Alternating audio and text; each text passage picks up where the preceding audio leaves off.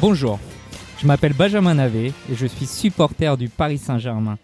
J'ai raconté mon histoire dans 2 livres que j'ai logiquement intitulés « Je suis supporter du Paris Saint-Germain ». Aujourd'hui, je donne la parole à ceux qui partagent la même passion que moi. Bonjour Stuart. Bonjour, comment vas-tu ? Ça va et toi ? Ça va, nickel. Alors Stuart, tu es connu pour être le créateur de Parisien Nom de Donneur, on va y Tout à revenir. fait. Mais d'abord, je voudrais que tu te présentes en quelques mots, qui Super. tu es et d'où tu viens. Alors moi, je suis né et j'ai grandi à Paris. Je suis né à Mantes-la-Jolie dans les Yvelines. J'ai passé une grande partie de ma vie en banlieue parisienne. Après, j'ai réussi à passer le périph', un exploit en tant que banlieusard. Et j'ai passé l'autre partie de ma vie dans le 20e arrondissement. Donc moi, mon Paris, c'est le 20e, Belleville, Ménilmontant, Père-Lachaise, Gambetta.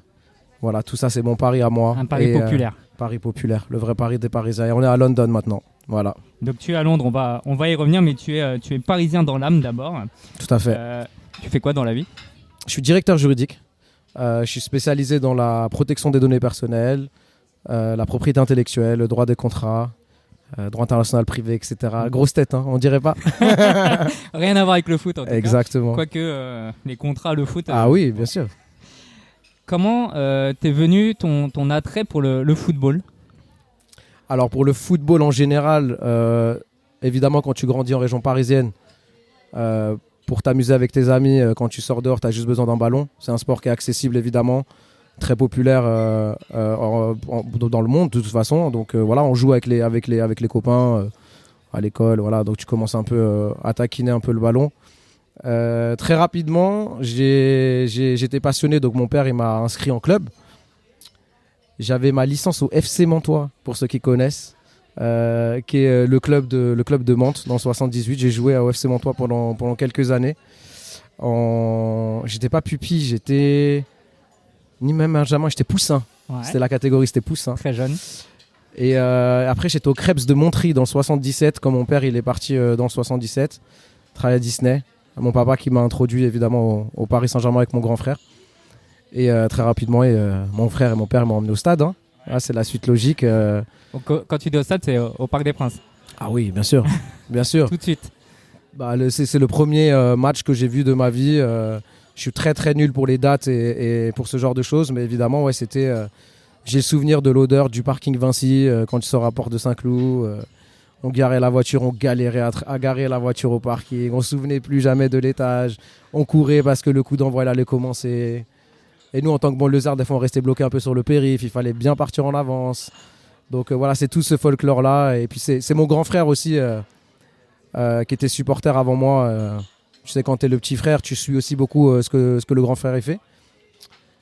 Et le papa, hein, de père en fils, hein, c'est ça De père en fils, c'est ça. En fils au pluriel. Et donc du coup, là, tu as 5-6 ans et à part le parking Vinci, c'est quoi tes premiers souvenirs du parc ? Alors, mes premiers souvenirs du parc, c'était, je me rappelle qui existe toujours, la petite boutique qu'il y avait sur le coin, je crois que ça s'appelle Lutèce City maintenant. C'était une petite boutique de supporters qui vendait des écharpes de partout, qui n'étaient pas officielles. C'était des merchandising non officiels, je me rappelle. À chaque fois qu'on allait, il fallait absolument qu'on s'arrête par là pour récupérer un petit truc. Je me rappelle des marches, je me rappelle de la lumière quand je suis arrivé dans la tribune. Je me rappelle de la couleur verte bien fluo de la pelouse, la première fois que j'ai vu la pelouse du parc. Je me rappelle des tribunes. Alors moi, pour la première fois où je suis allé, j'étais ni en Auteuil ni en Boulogne. J'étais en tribune Paris. La première fois où j'étais au parc. Très rapidement, on a passé un peu de temps aussi en Boulogne pour aller terminer, je te raconterai un peu plus tard, ouais. en Auteuil. Mais le souvenir que j'ai, c'est cette odeur particulière. Alors, c'est pas à l'anglaise, on peut pas sentir la pelouse autant qu'en Angleterre, mais tu sentais. En fait, c'est comme si tu voyais une scène de théâtre quand t'es gamin, où il y a les projecteurs qui sont super forts sur la pelouse, qui font ressortir la couleur. Tu rentres, en plus, l'ambiance du parc de l'époque, c'était quelque chose. En tant que gamin, de toute façon, tu as les yeux rivés. Footballistiquement parlant, c'était pas le PSG de maintenant. Donc, t'allais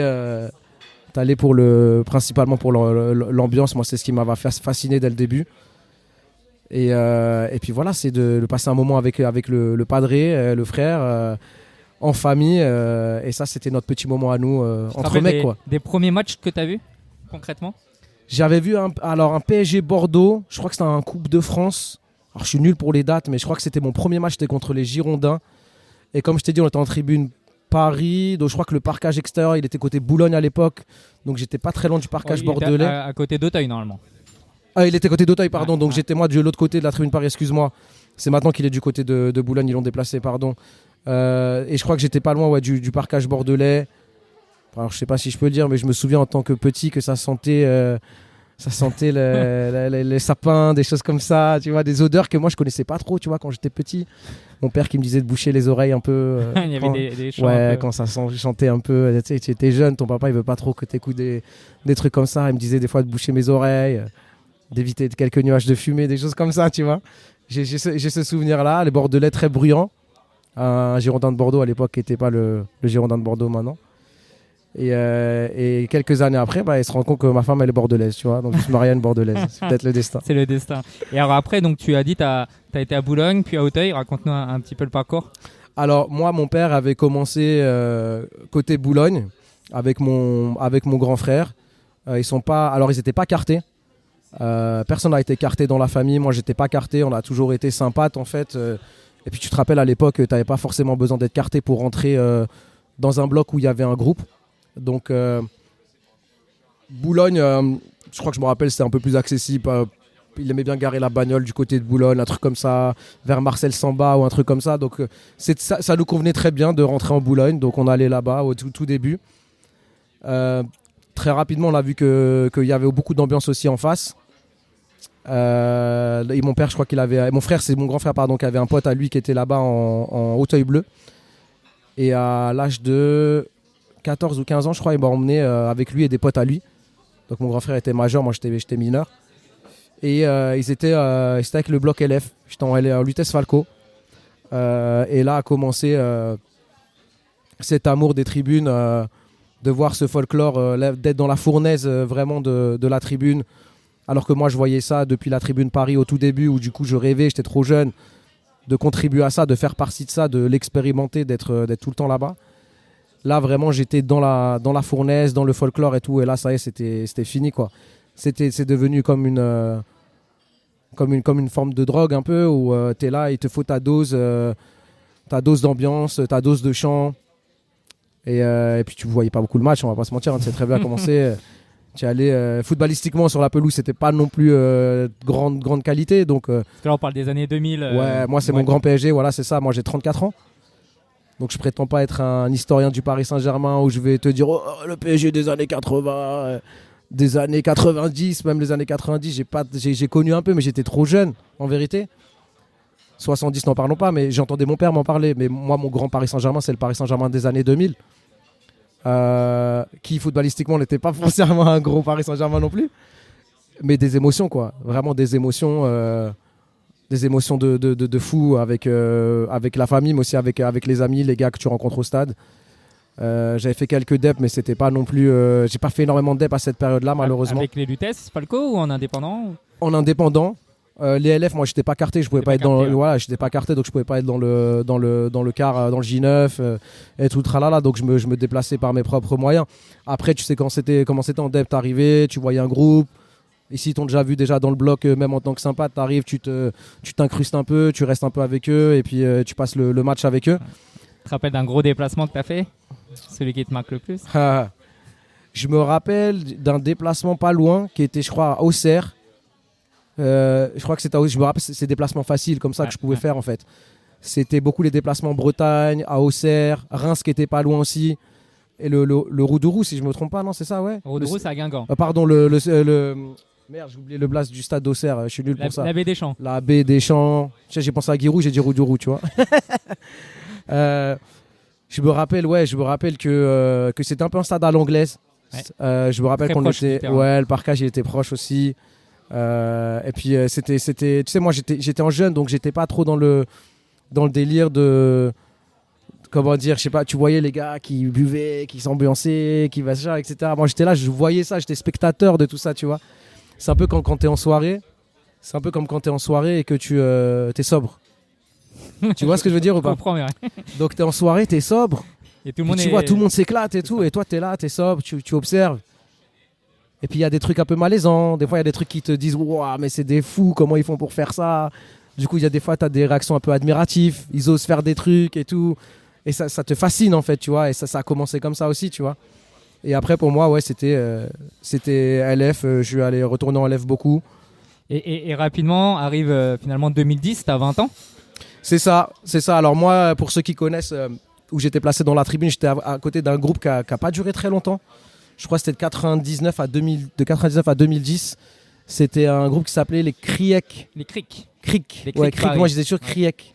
Je sais pas pourquoi. Et ils avaient ce drapeau qui était tartan. Tu vois, le tartan écossais un peu et tout ça, que nous, on aime bien. Tu vois, moi, je suis maintenant au UK avec les vestes barbours, les doublures et ça. Donc, c'était très, très britannique aussi pour moi, dans la lignée, on va dire, des LF avec l'Irlande et les proximités avec l'Irlande. Et moi, j'étais à la frontière à la frontière des LF et des Crics, ouais, c'est ça, Criec. Qui existe toujours, hein. Enfin, en tout cas, les Crics sont toujours individuellement, en tout cas, au parc. Ouais, d'accord, ouais. Ok, je savais pas, tu vois. Je savais pas. Et je me rappelle qu'on était entre les deux, vers la fin, ouais, jusqu'à. Ah, moi, j'ai pas connu la banderole This is the End. J'étais pas là à ce moment-là. Mais ouais, c'était quelque chose, ouais. C'était quelque chose, l'ambiance du parc avant, ouais. C'était quelque chose. Qu'est-ce que c'est pour toi le Paris Saint-Germain? Si tu devais donner une définition. Alors, le Paris Saint-Germain, pour moi, la définition du Paris Saint-Germain, c'est l'ADN de la région parisienne de l'Île-de-France. Ça, c'est ma définition. C'est Paris et sa banlieue. Moi, je suis né banlieusard. J'ai réussi à passer le périph' parce que je voulais me sentir parisien à part entière. J'étais presque à la frontière de la Normandie, donc soit je partais, ma mère est normande, soit je partais en Normandie, soit j'étais vraiment parisien à part entière, et pour moi c'était passer le périph'. Donc c'est 75 et la banlieue en termes de code postal. C'est le talent footballistique des banlieues aussi, qui est là d'ailleurs la première source de footballeurs professionnels au monde, hein. Je crois devant le Brésil on produit des footballeurs de haut niveau, ouais c'est ça, ouais, partout dans le monde. Donc nous, notre niveau en plus en région parisienne, c'est ça. Donc c'est le pur talent parisien. C'est... Comment je pourrais formuler ça? C'est un peu la fierté d'être détesté par le reste de la France et du monde. D'être très chauvin, parce que le reste du monde et de la France ne nous aime pas. Donc forcément, tu as un peu un réflexe de te sentir encore plus fier, de te replier sur toi-même.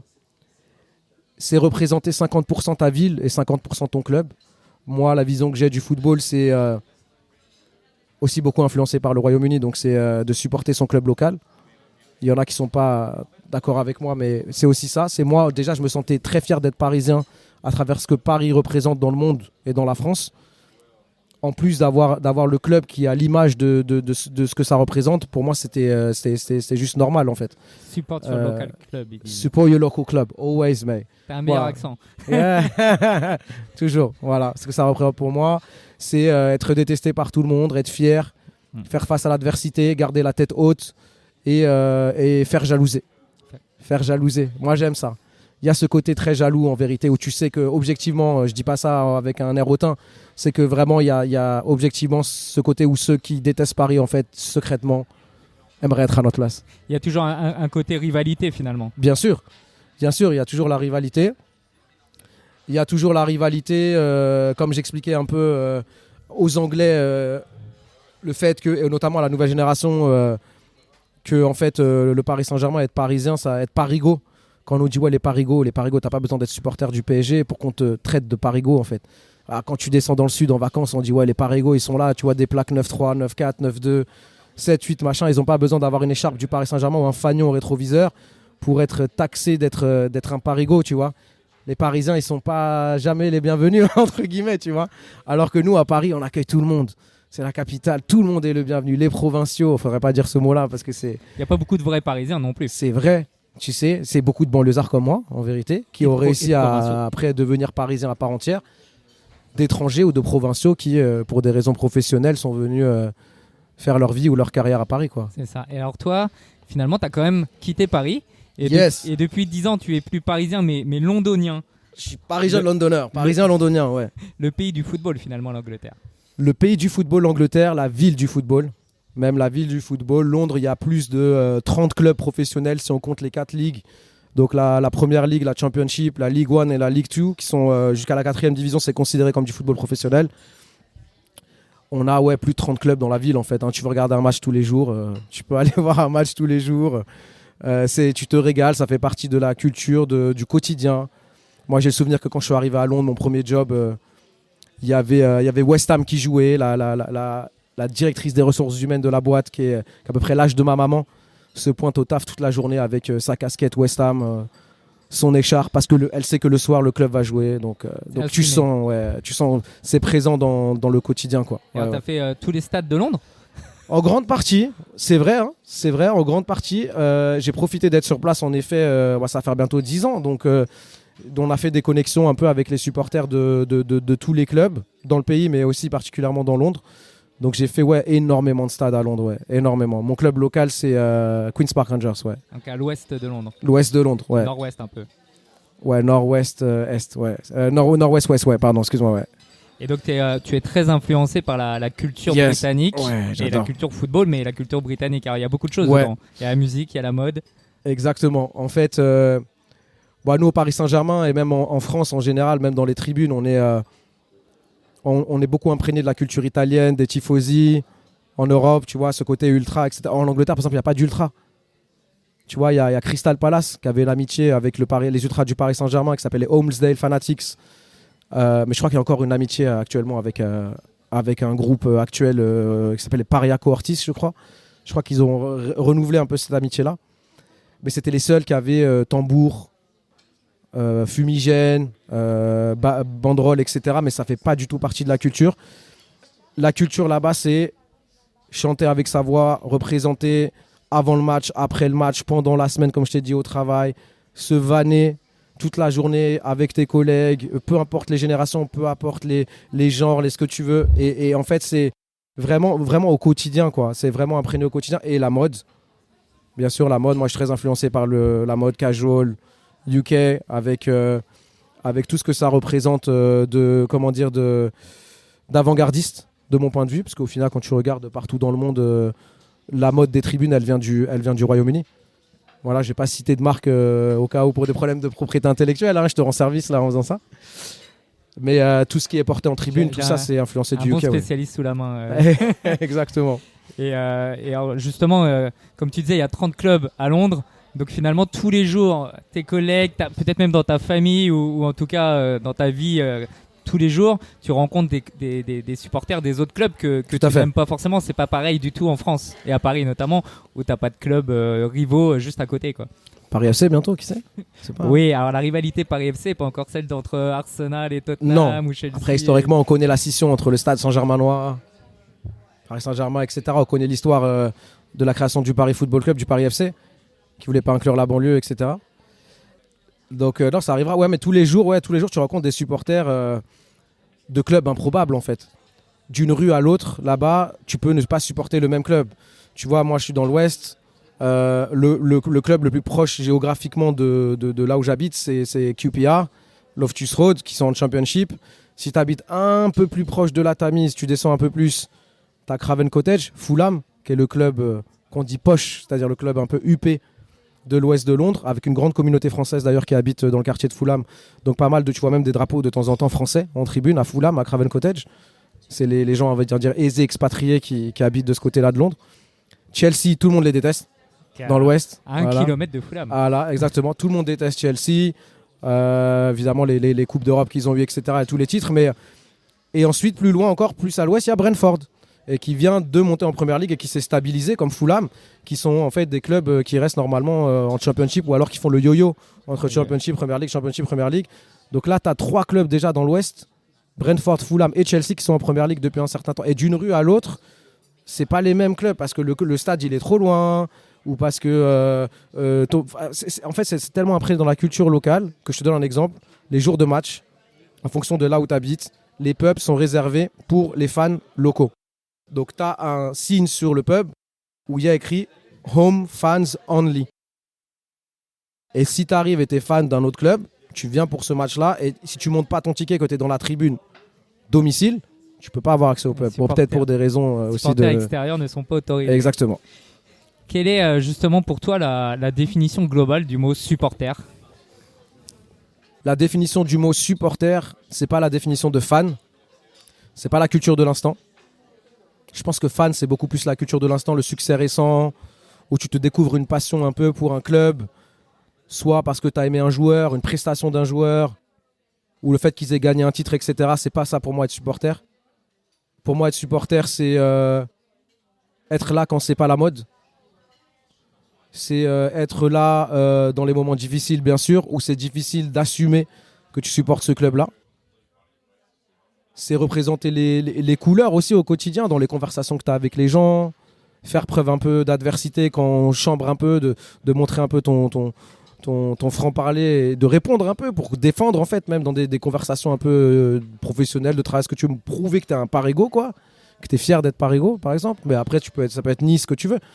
Trouver des avantages à la ville, trouver des avantages à ton mode de vie en habitant ici, et juste être fier, en fait. C'est ça pour moi être supporter, c'est juste être fier. Voilà. Et alors justement, tu as voulu un peu installer la fierté parisienne et du Paris Saint-Germain à Londres et en Angleterre en créant Parisian Londoner. Tout à fait. Tu nous racontes un peu la genèse de ce projet déjà ? La genèse de ce projet, elle est très simple. Alors moi, j'étais pendant le 2e confinement à Londres. Je voyais un engouement international qui se crée autour du Paris Saint-Germain avec l'arrivée des stars, les Neymar, les machins, etc. Et du coup, ça a commencé évidemment en 2017 avec Ibra, mais même un peu avant. Si on veut revenir à l'intérêt qui a été créé autour du Paris Saint-Germain à l'international, je dirais même, surtout en Angleterre, c'est avec l'arrivée de la fin de carrière de David Beckham. Les gens ont tendance à oublier qu'une des plus grandes légendes du foot anglais a terminé sa carrière au Paris Saint-Germain. Quand David Beckham est arrivé au Paris Saint-Germain, déjà les gens ils ont dit ouh là là, ça a commencé à créer un engouement autour de ça. Du coup, il y a d'autres grands joueurs qui ont signé grâce au Qatar, etc. On connaît l'histoire. Et 2e confinement, je voyais me balader dans la rue, dans mon quartier, et je voyais des mecs qui portaient des survêtements du PSG, tu vois. Jordan, machin, tout le tralala et tout. Et je vais au centre commercial un peu faire mes courses. Je tombe sur des mecs, ils ont le survêt en entier et tout. Je leur dis en anglais, je leur dis ouais. Au début, je m'adresse à eux en français. Parce que moi, je pensais des supporters du Paris Saint-Germain, bien sûr. Du coup, je dis ouais, t'es supporter du PSG, t'habites à Londres et tout. Et je vois qu'il me répond pas en français, il me répond en anglais. Je traduis en anglais. Et les mecs me regardent et disent non, mais it just looks sick, innit? That looks good. I love the tracksuit. I'm rocking it. It's good. Et j'ai compris qu'en fait, les gens ils commençaient à mettre les trucs pour les mauvaises raisons. C'est parce que c'était fashionable. C'est la mode de mettre des trucs du PSG. Alors que les gars, c'est des locaux londoniens qui doivent très certainement supporter d'autres clubs. Mais quand ils portaient le blason du Paris Saint-Germain dans la ville, sans être supporter du Paris Saint-Germain. Et là, je me suis dit, ouais, ok, là, ça a pris une envergure où, en fait, potentiellement, il y a des gens qui nous perçoivent d'une certaine manière, tu te balades dans la ville, à Londres, tu vois pas un mec qui porte un maillot de Chelsea ou de Tottenham ou de Arsenal, qui n'est pas fan de ce club-là. Tu vas le voir, il a un survêt de Chelsea, tu vas dire, ouais, je supporte Chelsea, je supporte Arsenal, je supporte Tottenham, machin. Là, les gens, ils portent les trucs du PSG, mais ils ne sont pas supporters du PSG. Je dis, voilà, il y a un problème. Il faut essayer d'investiguer un peu ce truc du branding qui a été mis en place par le Paris Saint-Germain et voir comment on est perçu ici. Et en investiguant un peu, je me suis rendu compte qu'en fait, on était perçu un peu comme une marque, comme un club tout jeune, ce qui est le cas, mais qui n'est plus vraiment un club de football, dont ils ignorent l'histoire, dont ils ignorent l'histoire de l'équipe, mais aussi des supporters, par exemple. Et plusieurs fois dans des interactions, on m'a dit, voilà... Plastic Club, Plastic Fan, you have no history, you babies in this game, plastique. J'ai dit, oulala, il y a un manque de respect à l'égard du Paris Saint-Germain. Un club en plastique. Ouais, faut essayer de remettre un peu les choses dans leur contexte. Ceux qui manquent d'accès à l'histoire du PSG ou à la passion des supporters du PSG parce qu'ils ne parlent pas français, ils n'ont pas accès au contenu, par exemple, francophone, il faut essayer de leur donner accès à ça. Et je me suis dit, tu sais quoi de mieux que moi, je dis humblement, hein, en tant que parigo, je suis né, je grandis à Paname, j'habite dans la ville du foot, dans le pays du foot, je supporte le club depuis tout temps, que d'essayer de leur transmettre cette passion en anglais pour qu'ils reconsidèrent la vision qu'ils ont du Paris Saint-Germain et des supporters du Paris Saint-Germain. Et c'est venu de là, j'ai fait mon petit podcast dans ma chambre, avec un pote que j'ai appelé et tout, j'ai dit, ah, viens, on fait ça, lui aussi il avait son travail, ça fait quelques vues. Et après, les Anglais, ils ont regardé ça, ils ont dit « Ah, les gars, ils sont passionnés et tout, on aime bien comment ils parlent. » Et ils organisaient ce qu'on appelle un watch-along pendant la première ligue, où en fait tu viens, tu t'assois, tu vois le match avec un fan extérieur de Man City. Et ils m'ont appelé, ils m'ont dit viens t'asseoir dans le canapé, on t'invite à voir le match et tout, et tu viens parler de ton club. Et j'ai commencé à faire ça en anglais, réagir au match, machin, taper sur la table. Je suis arrivé avec mes gros maillots Echter et tout, ils n'ont pas compris, ils croyaient que c'était que Jordan. Moi j'ai sorti des maillots Ginola, des machins. Ah ouais, laisse tomber. Et ça ont dit ouais c'est génial et tout. Je pensais pas que les supporters, les supporters du PSG ils étaient comme ça, ils connaissaient aussi bien, tu vois. On pensait que c'était des plastiques fans. Et ça a créé de l'engouement. Au fur et à mesure, le truc il a grandi. Et j'ai ramené 2-3 potes avec moi dans le projet. Dont Swell, un pote à toi d'enfance. Swell, ouais exactement. Ouais c'est ça, Swell, big up à Swell, qui vient aussi du 20e, comme moi. On était amis à Paris, on est partis à Londres ensemble. Supporter du PSG la première heure, on s'est dit allez on y va. Hein. Faut remettre l'église au milieu, le clocher au milieu du village, l'église au milieu du village, je sais pas c'est quoi l'expression, mais voilà, on va faire les choses bien quoi. Et donc si j'ai bien compris, votre devise c'est rester indépendant et libre pour défendre au maximum le football français à Londres. Yeah, et à l'international, pas que à Londres. Ouais. En anglophone. Ouais, c'est ça. En fait, le côté indépendant et la liberté d'expression qu'on a, on y est extrêmement attaché. Tout simplement parce que nous, on n'est pas comme j'expliquais, des créateurs de contenu de métier. On n'est pas des youtubeurs, on n'est pas des streamers, on a un vrai métier. Nous, dans la vie, on est des supporters lambda du PSG, tu vois. Donc, on essaie de vraiment transmettre notre passion qu'on vit comme tous les supporters du PSG vivent. Donc, quand on va en déplacement, on veut montrer ce qu'on vit en déplacement. Quand on parle du club, qu'on est passionné, qu'on réagit après un match, qu'on va voir un match dans un pub ou qu'on va à Paris, etc., on veut montrer ce qu'on vit, nous, en tant que supporters, pas faire des vues, réagir sur des sujets qui sont potentiellement tendancieux, qui vont créer de l'engagement. Et du coup, on va un peu surfer sur cette vague-là. Plus après, on s'en fout de ça, en fait. Nous, on défend les couleurs du Paris Saint-Germain et on réagit en tant que passionnés. Et c'est vrai que en Angleterre, par exemple, ils aiment beaucoup ça, tu vois. Ils aiment vraiment les supporters qui sont passionnés plutôt que les experts, journalistes, un peu édulcorés avec des discours un peu corporate, etc. Nous, on dit des gros mots tout le temps parce que c'est comme ça que ça sort. Tu vois, on va pas s'empêcher de dire des gros mots pendant notre... Parce que en vérité, t'es au match, c'est comme ça que ça sort, tu vois. It's football. This is football, mate, of course. Et effectivement, vous êtes un média, donc parisien londonner, un média indépendant. Vous n'êtes pas un fan club officiel. Exactement, on n'est pas un fan club officiel du Paris Saint-Germain, tout à fait. Vous avez des relations avec le PSG Club London ou... Ouais, super relation avec eux.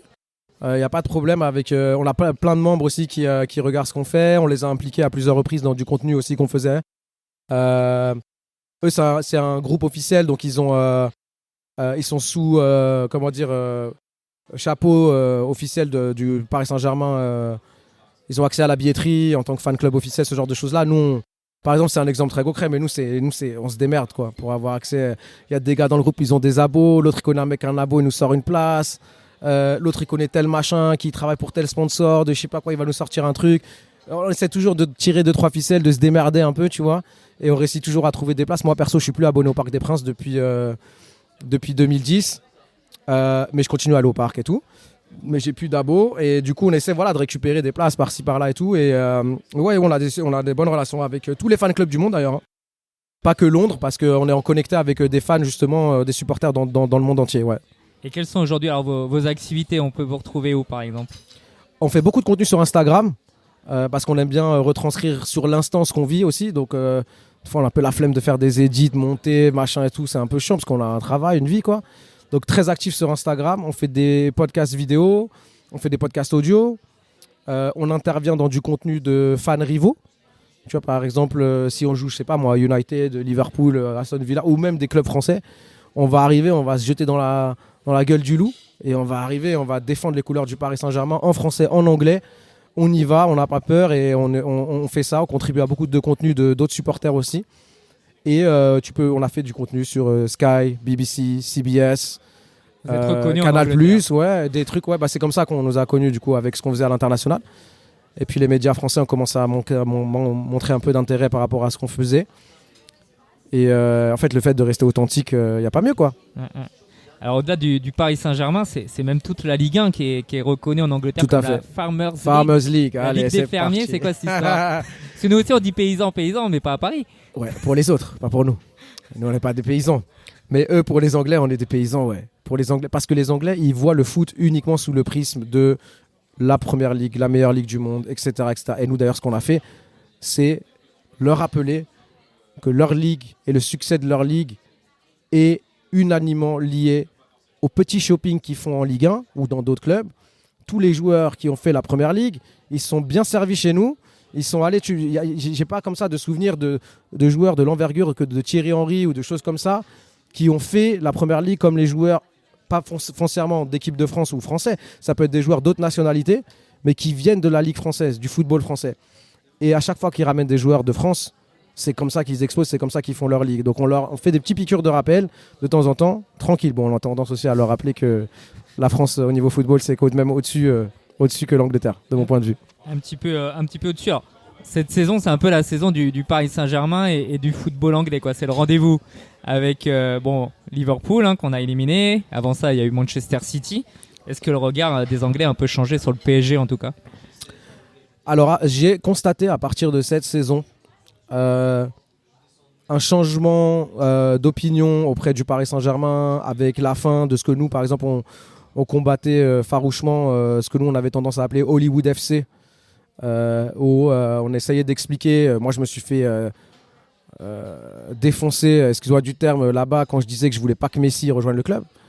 Les gens en anglais disaient mais attends, mais Messi il est plus grand que ton club, Messi il est plus grand que ton club. Je leur rappelais non, personne n'est plus grand que le club, ça va pas fonctionner. Vous assemblez les super-héros, les Avengers les uns à côté des autres et vous pensez que ça va fonctionner comme ça. Le football c'est beaucoup plus complexe que ça. Il faut qu'il y ait une cohérence, il faut qu'il y ait un vrai projet, il faut que les individualités elles matchent. Tu vois, je sais pas, pour ceux qui jouent un peu à FIFA, quand tu fais ton club pro, là, tu sais, il y a des petites lignes vertes, rouges entre les joueurs que tu alignes. Tu peux pas juste mettre les meilleurs qui sont tous à 99 sur la pelouse et ça va pas te faire des lignes vertes partout, les connexions, tu vois, dans l'équipe. Et des fois, lui, il est à 88, l'autre, il est à 92. Et bah, t'as ta ligne verte, ça fonctionne mieux que, tu vois. On disait, mais ça, non. Toute la stratégie marketing qu'il y avait autour de ça, etc., nous combattait ça farouchement. Et on a dit, vous allez voir le jour où ce sera fini et qu'on aura une vraie équipe de foot avec un vrai recrutement et une équipe qui fait sens, vous allez être impressionnés. Et là, regarde, c'est ce qui est en train de se passer. D'ailleurs, on appelle ça le chant des sirènes. On leur revient la Farmers League. Depuis qu'ils nous ont vus là contre City, etc., et Liverpool, mais tout le monde veut Vitinha. Tout le monde veut Joao Neves. Tout le monde veut Barcola et Edis Brocoli. Et ils n'arrivent même pas à dire son prénom. Tout le monde, ils sont là, ça y est. Là, on va eux, les joueurs là, ils vont recevoir l'appel des sirènes.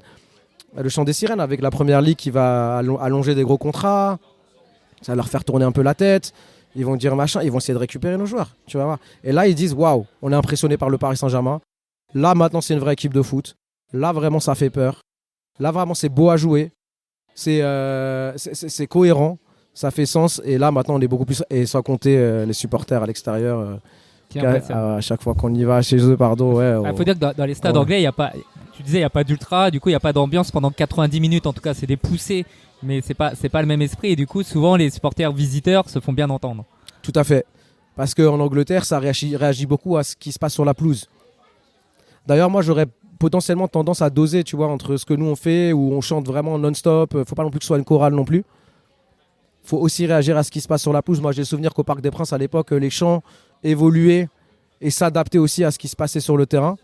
Et qu'il fallait pas chanter non-stop le même chant. Des fois, c'est trop long, des choses comme ça et tout. Donc, je pense qu'il y a un juste milieu entre juste réagir à ce qui se passe sur la pelouse et pousser que quand ça marque, pousser que quand il y a une action, pousser que quand il y a un coup franc, ce genre de choses. Et chanter non-stop le même chant pendant trop de temps. Tu vois, je pense qu'il y a un juste milieu. Eux, les Anglais, c'est ça. Ça réagit à ce qui se passe sur la pelouse. Donc, quand il y a 1-0, ils vont le chambrer un peu. Ils vont chanter, ils vont pousser, mais pendant quelques minutes. Et après, tu marques derrière, plus personne. Pendant un certain temps. Après, on va avoir une action, un gros tacle, un machin. Ouah, ils vont chauffer un peu. Plus rien, tu vois. Et c'est pas la même façon de supporter. Et toujours, à chaque fois qu'on va là-bas, ils sont impressionnés, ouais. Moi, je suis assez d'accord avec ton avis. C'est un message envoyé au capot du Cup. Non, pas nécessairement, hein. Pas nécessairement, mais doser entre le. C'est bien aussi de regarder ce qui se passe sur la pelouse. C'est important d'être discipliné, évidemment, en tribune. On sait ce que c'est. Il faut être discipliné en tribune. Mais ouais, regardez un peu, regardez un peu. Alors, en parlant de foot anglais, je crois que tu as une anecdote assez sympa à me raconter avec El Magnifico David Ginola et son fils. Ah ouais, ça c'est incroyable cette histoire. Ça c'est incroyable. Alors, big up à Andrea Ginola s'il nous écoute. Alors, Andrea Ginola, je l'ai rencontré par hasard dans un live Instagram de supporters du Paris Saint-Germain. Il habite à Paris. il a grandi à Londres. Donc lui, techniquement, c'est aussi un Parisien Londonner, mais sauf que lui, il a fait le chemin inverse. Comme il a grandi à Londres, lui, il supporte un club où son papa, il a joué, et un club de Londres. Donc lui aussi, il supporte his local club, qui était à l'époque, le pauvre, j'espère qu'il verra un trophée un jour. Mais il supporte les Spurs, il supporte Tottenham, le fils de David Ginola. Il a à peu près le même âge que moi. Mais évidemment, il aime bien sûr Paris, il aime la ville de Paris, il aime beaucoup Paris. Donc on l'a rencontré comme ça, on a bien accroché, super cool, super bonne vibe et tout, trop gentil, très humble, très approchable et tout. On a fait 2-3 trucs ensemble. Et un jour, il voit qu'on fait notre petit podcast et tout, machin. Il dit ouais, on va essayer de voir si je peux ramener mon père, tu vois, dans le podcast et tout. J'ai dit arrête tes conneries et tout. Ouais, je vais essayer, je vais envoyer un message, tu vois, c'est pas... On faisait ça, il n'était pas sur Londres, son papa, il habite dans le Var en fait, il habite à Saint-Tropez. À côté de Saint-Tropez, par là-bas. Il est originaire de Gassin, pour ceux qui connaissent. Et au moment où on a fait le pod, il était là-bas avec des amis dans le sud de la France et tout. Bon, il a bu un petit verre avec ses guests et tout chez lui. Il a dit, je lui envoie le lien et tout. On va voir s'il se connecte dans le pod. Et là, David Ginola, il se connecte. On est en live avec lui, machin. On avait préparé un peu le truc, tu vois. On s'est dit, bon, il va rester 5-10 minutes, tu vois. Il va nous dire faire un petit coucou et tout. On a fait 3/4 du podcast avec lui. Trop gentil. Du coup, on a fait le podcast en anglais. On avait prévu évidemment de lui demander son opinion sur les différences entre le football anglais et le football français, la différence au niveau du supporterisme, son expérience à Newcastle, son expérience à Tottenham. En fait, on allait jouer Newcastle à ce moment-là. Comment il ressentait la différence entre les pays, etc. Et tout. Et il nous a dit un truc qui m'a un peu fait mal au cœur. Parce qu'on lui a dit, ouais, tu te sens en termes de supporters, de ferveur, qu'est-ce que ça a le plus marqué, quoi. Et Newcastle est ressorti. Newcastle, les Geordies, il m'a dit c'est incroyable l'amour qu'ils m'ont donné. Quand tu te balades dans la ville, comment tu le ressens beaucoup plus qu'à Paname. Tu sais, on peut dire, il y en a qui diront que Paris, c'est pas une ville de foot. On peut partiellement être d'accord avec ça, je pense. Là-bas, ils ont que le foot. Newcastle, c'est une religion. Partout où il allait, il paye pas de verre. On l'invite à manger. Il est machin. Il est un amour incroyable. Et il a trouvé les fans de Newcastle incroyable, et ça l'a beaucoup plus marqué que malheureusement le parc, tu vois. Je pense que les supporters parisiens qui ont fait le déplacement à Newcastle en Ligue des Champions sont assez d'accord avec cette année. Franchement, j'aurais même tendance à dire que on était sur le cul. On a pris peut-être pas une leçon de supporterisme, mais je pense qu'on s'attendait pas à ça. Après, ils n'avaient pas joué la Champions League pendant, je crois, 21 ans. Donc c'était un match particulier pour eux. Mais quelle ambiance, franchement. Là. Et puis là, c'est pas qu'un virage, tu vois. Là, on s'est fait prendre un coup de canne dans le métro par une grand-mère parce qu'elle nous a entendu parler français. Tu vois, dans l'escalator. On passait et elle nous mettait un petit coup de canne. Elle dit, oh, speak English, this is Geordieland. Tu vois, limite avec le dentier qui tombe et tout. Pas avec cet accent, par contre. Hein. Avec un autre accent, pas l'accent de Londres. This is Geordieland. Et on était là, wow, mais attends, mais la mamie là, avec l'écharpe de Newcastle et tout, elle nous met un petit coup de canne. Et tu dis, mais putain, mais tu vois pas ça à Paris, hein. Tu vois pas ça à Paname. Donc c'est différent la façon de supporter, la ferveur, tout ça et tout. C'est intergénérationnel. C'est vraiment différent. Ouais. Alors, qui dit football anglais dit aussi produits dérivés.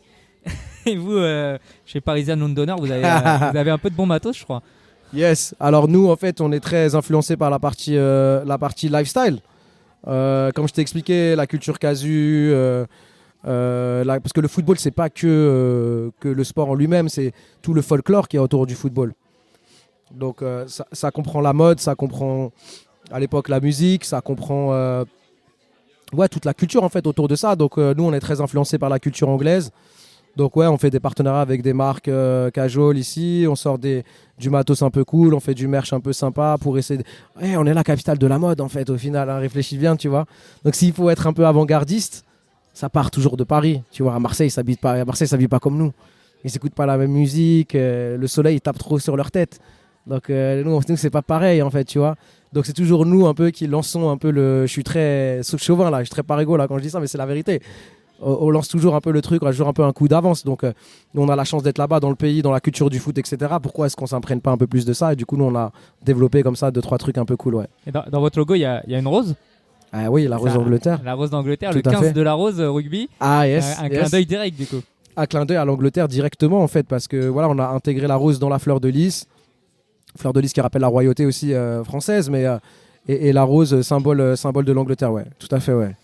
Alors, il y a une boutique du Paris Saint-Germain, je crois, depuis pas très longtemps, en plein centre de Londres, à ça c'est Oxford, super, ça c'est intéressant. Ouais. Oxford Street. C'est quelque chose qui te plaît, ça? Ouais. Par rapport à ce que tu disais tout à l'heure, les Londoniens, par exemple, qui portent du Bah, il y en a PSG, qui comprennent pas trop en fait.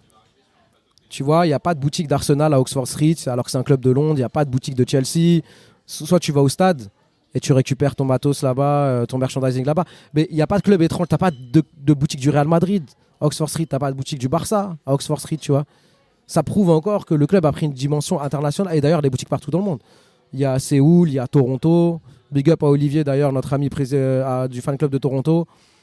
Il y a New York, 5e avenue. Il y a le Japon, il y a Tokyo. Alors là, ok, ça je comprends, mais dans la ville du foot, d'arriver avec une boutique sur la rue la plus commerçante de la ville, franchement, c'est osé. Et figure-toi que j'ai vu des supporters d'Arsenal qui rentrent. J'ai des vidéos et tout. Hein. Les mecs, ils viennent, full maillot d'Arsenal, Chelsea, ils rentrent, ils achètent des suites, des casquettes, des machins. Ils arrivent avec leur maillot de leur club, tu vois, et ils achètent des trucs du PSG. C'est de là-bas qu'il faut faire vos podcasts en direct? Ben ouais, pourrait, carrément. Featuring avec le PSG. Carrément, si le Paris Saint-Germain nous entend, mettez-nous une petite table, là, on va y aller. Avec le parrain David Ginola. Ah ouais, ce serait incroyable. C'est un peu votre parrain du coup. Ouais, c'est clair. Bah, il est souvent en Angleterre. Hein. Bon, là, figure-toi que quand il a fait le pod à l'époque, il avait un peu disparu du paysage audiovisuel. Et là, comme c'était son fiston qui l'avait un peu convaincu de venir, il a accepté, parce que c'était le fiston. Et je pense que ça lui a redonné une petite... ça lui a rallumé un peu la flamme. Ouais, et quelques mois après, il était retourné sur le Canal Football Club. On le revoyait un peu sur TNT Sports, Sky, BT, machin. On s'est dit, on a rallumé la flamme de David Ginola, ça fait plaisir. Alors David, c'est une star du PSG des années 90, mais on revient sur le Paris Saint-Germain d'aujourd'hui. C'est quoi un peu ta vision de ce club finalement qui est devenu surtout une marque? Pour moi, c'est la consécration du football moderne. On n'est pas les premiers à avoir fait ça en vérité. Quand tu réfléchis, United, ils avaient fait ça déjà quand les propriétaires américains ils étaient arrivés à Manchester United. Ils avaient déjà commencé à partir dans cette dimension internationale de développer le merchandising, de développer la communauté de supporters internationale qui n'est pas locale, rendre le club attractif pour acheter des produits dérivés, des choses comme ça. Je crois que c'est United qui a commencé en vérité à faire ça. Hein. Donc c'est dans la lignée du football moderne, mais c'est peut-être un peu trop exagéré de mon point de vue. Je pense que tu peux doser. Oui, le foot est devenu ce qu'il est, mais tu peux doser un peu, tu vois. Je pense que l'exemple le plus concret que j'ai à te citer, le plus récent, c'est le Paris Saint-Germain qui a fait une collaboration avec un artiste de Londres, connu internationalement, qui s'appelle Central C, qui est un rappeur, que j'aime beaucoup d'ailleurs, qui est de mon quartier, à Shepherd's Bush et tout. Big up à Central C s'il nous entend. Qui est un rappeur de Londres, qui est originellement un supporter de son club local qui est QPR, mais QPR qui est pas en première ligue, donc c'est un peu rabattu sur Chelsea. On va pas dire que c'est un glory hunter, mais un petit peu quand même, parce que c'est un peu le club rival. Et il aime beaucoup Chelsea, il fait beaucoup de choses avec les joueurs de Chelsea, il est souvent à Stamford Bridge, etc. Sa ville c'est Londres, donc c'est son club. Et on voit le maillot rose Jordan qui sort cette saison, et on voit un flocage spécial, édition limitée, Central C, pour la sortie de son nouvel album. Le mec arrive au parc, il est reçu en grande pompe, bord terrain, tatati, tatata, flocage, édition limitée et tout. On se dit attends. Le gars, c'est un rappeur de London qui supporte Chelsea. Il a un flocage en édition limitée sur un maillot Jordan rose du Paris Saint-Germain. Là, c'est chaud. Là, ça va trop loin. Tu vois, on s'est dit en plus, les gars, réfléchissez bien. Il supporte pas le PSG. Il en a rien à foutre du PSG. Excuse-moi. Il en a rien à foutre du PSG. Lui, il est là pour la vibe. Il est là pour la hype. Il kiffe. Il aime Paname. Il est là tout le temps à la Fashion Week. Il kiffe. Tu vois ce que je veux dire? Mais en vrai, le Paris Saint-Germain, tu vas lui dire le casque d'or. Il va dire c'est quoi ça? Je connais rien, frérot. Il connaît pas le PSG, tu vois. Et je me dis, dommage parce qu'on a des artistes français et parisiens qui ont un amour profond et honnête pour le club, qui mériteraient d'avoir un flocage en édition limitée sur un maillot du PSG. Qui feront moins vendre de maillots à la boutique. Booba, Niska, j'en sais rien. Il y en a des... C'est horrible, mais regarde, moi je suis pas fan personnellement de cet artiste, mais force est de reconnaître que c'est un artiste qui est très populaire en France. Maître Gims, par exemple, c'est bête là, on voit en Georgie, là, il a fait un son là. Tous mes potes georgiens à Londres, ils m'envoient et tout. Il fait des connexions d'eau. Il est connu partout dans le monde, Maître Gims. En plus, c'est un mec du 75. Intramuros. Tu peux pas me dire, si tu veux faire avoir un rayonnement international, je peux pas dire, je peux pas ramener un Maître Gims. Tu fais un truc un peu vraiment commercial à fond, ramène un Maître Gims. Tu fais un truc et tout le monde dans le monde entier, ils vont acheter et tout, il n'y a pas de problème. Mais au moins, c'est un mec de Paname On sait qu'il aime le PSG, machin, etc. On n'aime pas l'artiste, certes, mais au moins c'est un local, tu vois. Et c'est là où je me dis non, ça va trop loin. Et du coup, SDM, un artiste là, qui est invité, maintenant ils ont recentré un peu leur ligne éditoriale, où ils se concentrent plus sur la partie voilà, parisien, la communauté de Parigo, la région parisienne, les artistes parisiens, etc. Donc là, je sens un petit changement quand même. Quelle est ta vision du Paris Saint-Germain dans 20 ans? Comment tu vois le PSG dans 20 ans? PSG dans 20 ans, déjà on a la Champions League, sûr et certain.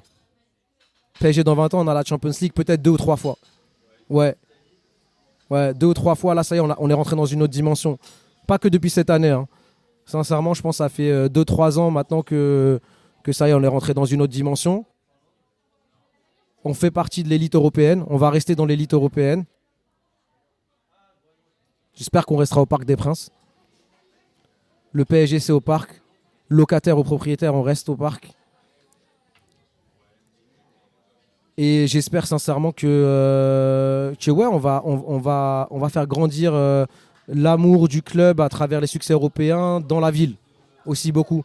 Que la nouvelle génération de Parisiens ou de la région parisienne se redécouvre potentiellement une passion pour le Paris Saint-Germain. Moi, j'ai un petit frère qui est né en 2001, qui aime le foot, qui joue au foot, ça me fait mal au cœur, hein. J'essaie de transmettre ma passion pour le Paris Saint-Germain, toute cette nouvelle génération-là. Je ne te parle pas de Gen Z ou Gen X, je ne sais plus comment on dit. Et il y en a plein qui supportent des clubs étrangers, hein, les petits jeunes là. Liverpool, Real, Barça, machin, ils ont les maillots et tout. Et le PSG, ils se ressentent pas trop dans ce PSG. Faut être honnête, hein. Il y en a. Je dis pas qu'il n'y a pas la nouvelle génération au parc, hein. Je dis juste que cette nouvelle génération, elle se ressent un peu de moins en moins dans le Paris Saint-Germain de maintenant. Maintenant, la question, c'est avec les succès récents ou futurs, comme tu as dit, dans les 20 prochaines années, comment on réussit à recréer un engouement intergénérationnel dans la région parisienne et notamment les nouvelles générations autour du club de la ville, tu vois, pour que les nouvelles générations, on les voit plus au stade, qu'ils soient plus derrière le club, etc., etc. Moi, c'est un truc que je rêverais, ouais. Comme tu disais, ça passe peut-être par un recentrage sur l'identité locale. Finalement. Grave. 100%. Parce que même tu vois, des gens de la région ici, des petits jeunes et tout, moi, des potes de mon petit frère et tout, ils mettent des survêtements Jordan et tout ça, mais ils n'ont pas mis un pied au parc, ils connaissent pas l'histoire du club, ils font pas de travail historique de recherche, par exemple. C'est bête, on leur demande pas de connaître, comme je reprends l'exemple du Casque d'Or, mais on leur demande pas de connaître toute l'équipe de 96 de la Coupe d'Europe, tu vois. Mais au moins, moi, je parle avec des supporters de la même génération au Royaume-Uni, qui supportent des petits clubs comme Bristol City ou j'en sais rien. Même si c'est pas leur génération, ils peuvent te dire tel joueur il a marqué à telle minute de telle rencontre contre tel rival, etc. alors qu'ils étaient même pas nés. Parce que l'histoire leur a été transmise évidemment par d'autres générations, mais que eux ils se sont imprégnés de tout ça et ils sont allés aussi faire un effort de recherche aussi, tu vois. Et ça, je trouve que c'est un truc qu'on manque. Alors, en parlant de l'histoire du Paris Saint-Germain, quel est pour toi le président qui a le plus marqué l'histoire du PSG? Ouais, Francis Borrelli. Ouais, Francis Borrelli, la pelouse, tout le tralala, on la connaît, hein, l'histoire. Hein. Franchement, Borrelli, tu sais quoi, quand je repense à cette époque, où, en fait, des fois, je me contredis aussi. Hein, parce que tu vois, je combats ce truc de le PSG est un club football champagne, ton club, c'est une marque de vêtements, c'est devenu fancy, etc. Mais quand tu réfléchis, entre toi et moi, Benji, franchement, à la base, des designers de mode, des Daniel Echter, des Borrelli, des Belmondo, le gratin. Tu vois, déjà, c'était paillettes, hein, même à la création du truc. C'était paillettes. On voulait être paillettes. On a toujours voulu être paillettes, entre guillemets. Mais d'un autre côté, on combat un peu ça. Mais en même temps, tu vois ce que je veux dire? Il y a une forme de névrose, je trouve, qu'on a par rapport à ça, tu vois. On veut pas parce que c'est mal vu. Mais en même temps, on aime bien. On est quand même le club champagne, ouais. Paillettes est populaire. Exactement. Et alors, si tu devais me citer un entraîneur du Paris Saint-Germain. Oh, waouh. Alors, wow. Qui m'a marqué ou par rapport au résultat ou qui est le plus... Celui que toi, tu as envie de mettre en avant, ouais. Pas forcément que j'ai envie de mettre en avant. Luis Fernandez, c'est quelque chose parce que Luis Fernandez, c'est une relation très passionnelle avec tout ce qu'il y a de déchirement, de drama, d'amour. C'est vraiment l'amour pur, mais vraiment l'amour toxique. Tu vois ce que je veux dire? Pour le Paris Saint-Germain. Et moi, ça m'avait marqué parce que à l'époque, c'était vraiment... évidemment, c'est un ancien joueur et qui a marqué le club, mais Il y a le Luis Fernandez joueur et il y a Luis Fernandez coach, c'est pas le même, tu vois. 2 fois coach d'ailleurs. 2 fois coach et qui nous a ramené quelques pépites quand même, hein, on va pas se mentir. Faut pas dire au Barça que c'est nous qui avons découvert Ronaldinho parce qu'ils vont te dire que c'est une légende du Barça et pas une légende du Paris Saint-Germain. Moi je le considère comme une Arteta, c'est nous. Poch après il a pas trop en tant que joueur, c'était pas une énorme carrière, mais cette époque-là, elle est incroyable quand tu réfléchis, tu vois. Moi c'est ce qui m'a fait aussi c'est mon PSG les années 2000, tu vois. Ronny, les Diego Okocha, les Laurent Robert, ça me faisait rêver quoi. C'est des joueurs incroyables. Big up à notre ami Eric Rabé-Sandrata là aussi. Tu vois, toute cette époque, c'était fou quoi. Alors justement, si tu dois me citer un joueur du Paris Saint-Germain, et alors t'as pas à dire Ginola. Un joueur que je garde en tant que légende, en tant que qui a le plus marqué, moi, qui m'a le plus marqué. Tout à fait. Après, c'est très subjectif, bien sûr, mais... Moi, je considère Ronaldinho comme le meilleur joueur du monde entier, tout confondu. Tu vois. Donc, Ronaldinho, qui soit passé par chez nous, c'est cool. Je suis très content de... Moi, je dirais Ronaldinho, mais Ronaldinho, c'est trop facile. C'est un choix qui est trop facile, donc je dirais... Gabi Heinze. Non, je rigole. Lorixana. Quand il était là, Gabi aurait pu. Franchement, Gabi Heinze, quand il était chez nous, c'était cool. Hein. C'est après que ça s'est gâté. C'est une question qui est super dure. Franchement, je vais garder l'époque 2000. Paoletta, c'est trop facile. Je vais garder... J'aimais bien Laurent Robert. Pas de gauche. Oh là là, ses coups francs et tout là. C'était un joueur, je me rappelle à l'époque, il se donnait tout le temps sur la pelouse, comment il mouillait le maillot, son style de jeu. On aurait pu le garder plus longtemps, je pense. Aussi, j'étais pas content de le voir partir. Moi, il m'avait marqué en fait, Laurent Robert, parce que je me rappelle quand je jouais après au foot avec mon père, quand il m'aidait à tirer les coups francs, il me donnait un peu des tips et tout. Il me disait ouais, la frappe de balle de Robert ou Diego Okocha aussi évidemment. Mais Robert c'était quelque chose sur coup franc. Ouais, tu sais quoi, je vais prendre Laurent Robert. Très bon choix, Laurent Robert, le Réunionnais. Si tu devais, alors c'est pas beaucoup plus facile, mais si tu devais me citer un match dans l'histoire du Paris Saint-Germain qui t'a marqué. Oh là là, récent ou ancien? Ça peut être un récent, ça peut être un match récent. Celui que tu veux, ça peut être celui de la semaine dernière, celui de comme tu veux. Un match qui m'a marqué du Paris Saint-Germain. C'est quoi, allez, je vais aller sur la tête à Chelsea. La tête à Chelsea, ouais, avec le maillot rouge. D'ailleurs, maillot rouge que je cherche, hein, si quelqu'un là, moi je suis collectionneur, maillot incroyable. Ouais. La tête de Thiago Silva. Ah là, ouais. Pas très loin de chez toi, du coup. Ben ouais, tu vois, Stamford Bridge, j'étais pas loin. On était là aussi. 2015. Ouais, ça c'était quelque chose. Le but de Pastore aussi sur le côté là. Ça c'était quelque chose aussi. Ouais, tu sais quoi, je prends un truc récent pour une fois. Je vais pas faire l'ancien et tu vas faire radoter du passé. Ouais, je prends ça. Ouais. C'est un des matchs qui est un des plus marquants depuis 15 ans clairement. Autour du Paris Saint-Germain. Ouais, je prends celui-là, ouais.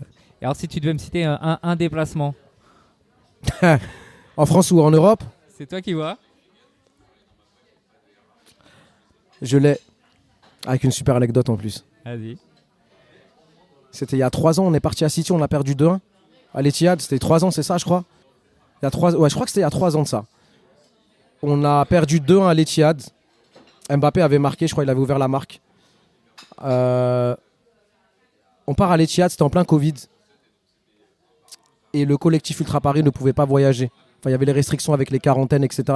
Il y a des mecs qui ont réussi à se faufiler, tout ça et tout, on connaît l'histoire, mais il s'est passé que l'animation en tribune, il n'y avait pas les tambours, il n'y avait pas les mégaphones, il n'y avait pas les banderoles, c'était en plein Covid. À l'époque, on était en contact avec... on allait de temps en temps voir les matchs avec le fan club de Londres. Et le Paris Saint-Germain appelle le fan club de Londres et dit « Ouais, les gars, le club ne peut pas voyager. Vous êtes déjà sur place. Vous allez ramener pas mal de supporters et tout. C'est vous, grosso modo, qui allez avoir la responsabilité de l'animation et de l'ambiance en tribune à l'Etihad. » Ok, j'entends ça et tout. Je vais voir les gars du fan club, parce qu'on va avoir des matchs avec eux de temps en temps et tout. Je dis, ouais, je propose un peu mes services. Je lui dis, écoutez les gars, moi j'ai fait de la batterie pendant des années. Moi je suis un batteur aussi, pour la petite histoire. À l'époque, quand j'étais en LF, de temps en temps, quand j'étais un peu ado, ils me donnaient un peu les baguettes et tout. J'aimais bien taper sur les chants un peu faciles, tu vois. Et puis je connais les chants du PSG au tambour par cœur, tu vois. Et j'ai dit aux gars du fan club, j'ai dit si vous voulez, comme il n'y a pas le collectif Ultra Paris, vous allez ramener un tout petit tambour là-bas et tout. Vous avez le PSG vous a mis un peu la pression par rapport à l'animation de la tribune. Si vous voulez, je me propose gentiment de faire le tambour à l'Etihad, si vous voulez. On m'a dit ouais, non, on a déjà quelqu'un, un petit jeune et tout, 21 ans, tu vois. Il a refilé le Covid à tout le monde dans le bus, celui-là d'ailleurs, si tu m'entends. Dans le car quand on est monté à Manchester. On arrive au parc, on rentre les banderoles, les drapeaux, on se met tout devant, dans le No Man's Land en vérité, parce qu'il n'y avait pas le cup. Il y avait pas mal de supporters aussi au balcon et tout. Et le petit, il commence à faire le tambour, tu vois. Le gars, il n'est pas du tout dans les temps. Il est à contre-temps. À chaque fois, il y a des supporters qui commencent à se plaindre en haut. Ouais, frappe dans les temps. Ouais, écoute-nous. Ça commence à râler et tout. Le gars, comme je t'ai dit, il a refilé le Covid à tout le monde. Donc, il commençait à se sentir un peu mal. Il commençait un peu à claquer du boule, comme on dit, tu vois. Il avait un peu peur. Il y avait des gars un peu chauds là-haut qui lui mettaient des pressions et tout. Arrête de te foirer et tout. On a besoin de toi. C'est votre responsabilité, entre guillemets. Le gars, il se retourne devant moi. Il pose les baguettes. Il dit, vas-y, ça me saoule, je regarde mon match. Il se retourne, premier rang. Il regarde le match. Il dit, oh putain, les gars, mais attends, mais là, on n'a plus de tambour, là, en fait. C'est quoi ce bordel, tu vois? Il dit, oh putain, ouais, il n'y a pas quelqu'un qui peut essayer. Il y a un autre mec. Il prend le truc catastrophique. Je dis, hop, les gars. Je vous avais demandé. Je vous ai dit, si vous voulez, je peux vous aider. Vous m'avez dit non, mais là, c'est la honte. Là, franchement, c'est la honte. Il n'y a que nous et tout. Il n'y a pas de tambour, il n'y a pas d'animation et tout. Vas-y, tu sais quoi, donne-moi les baguettes. J'ai pris les baguettes. J'avais pas de gants, rien. Un petit tambour nul. Avec le rebord, je me rappelle, du tambour bien saillant. J'ai tapé pendant 80 minutes, sans exagérer. Hein. J'avais les doigts en sang, j'ai les photos. Hein. Il y a la vidéo sur notre YouTube, d'ailleurs, on me voit faire le tambour à l'Etihad. J'avais les mains en sang, j'ai envoyé la sauce, j'étais là, ouais, vas-y, envoie. J'étais là, j'envoyais et tout. Et je me rendais pas compte, à un moment donné, j'ai un pote à moi du fan club de Londres qui s'appelle Léo, que j'aime beaucoup, big up à Léo. Et il me dit, ouais, Stuart, regarde tes mains. Il y avait du sang sur la peau du truc. Moi, je me rendais pas compte, tu vois. Et en fait, je me tapais les doigts sur le rebord du tambour. Et j'ai envoyé la sauce, tu vois. Et les mecs, ils étaient super contents. J'ai essayé de reprendre un peu le relais parce que sinon c'était la honte, tu vois. Et pendant ce match là, du coup, on a perdu 2-1, mais j'ai fait le tambour tout le match et je te cache pas que j'ai bien kiffé. Ça m'a fait super plaisir d'animer la tribune.